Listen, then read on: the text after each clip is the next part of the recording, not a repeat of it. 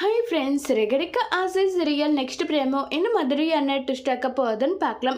ரோகிணி பயங்கர கோபத்தில் இருக்காங்க. உடனே மனோஜ் வந்து ரோகிணி என் அம்மா பற்றியா எப்படி ஐடியா போட்டு கொடுத்தாங்கன்னு சொல்லிட்டு அந்த ஐடியா படி ஃபாலோ பண்ணால் கண்டிப்பாக நம்மளால் வந்து இந்த ஷோரூமை நம்ம பேருக்கே வாங்கிட முடியும். இப்போ 27 லட்ச ரூபாய் தானே சொல்லிட்டு இருக்காங்க.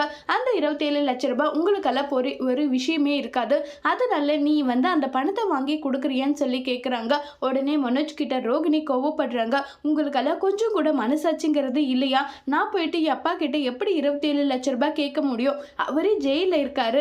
எப்படி மனோஜ்னு சொல்றாங்க. இங்க பாரு ரோகிணி, நீ சொன்ன பொய்யால தான் இப்ப இவ்வளோ பிரச்சனையோ. நான் மட்டும்தான் பொய் சொன்னேன்னா ஏன் நீ சொல்லலையா மனோஜ்னு சொல்லிட்டு கேட்குறாங்க. 2 பேரும் சேர்ந்து தான் பொய் சொன்னோம். இப்போ வந்து உன் அப்பா கிட்ட பணம் இருக்குல்ல, அதனால நீ கேளுன்னு சொல்லிட்டு மனோஜ் அங்கிருந்து போனதும் இப்போ ரோகிணிக்கு என்ன பண்றதுன்னு தெரியாம ரொம்பவே குழப்பத்துல வித்யாவுக்கு கால் பண்றாங்க. இங்க பாருடி, பொய் சொன்னது எல்லாமே நீதான். அப்படி இருக்கும்போது அதுக்கான தண்டனையும் நீ தான் அனுபவிக்கணும். உன்னால என்ன பண்ண முடியும்னு நினைக்கிறியோ அதை நீ பண்ணுன்னு சொல்லிட்டு சொல்றாங்க.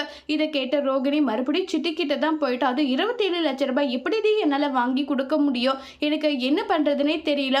ஆனா அந்த பணம் வாங்கி கொடுத்தா கண்டிப்பா அத்தை வந்து கோவப்படாம நடந்துப்பாங்க. அப்படின்னா சிட்டிக்கிட்ட தான் கேட்கணும்னு சொல்லிட்டு ரோகிணி முடிவு பண்றாங்க. அதோடு இந்த பிரமவை முடிச்சிருக்காங்க.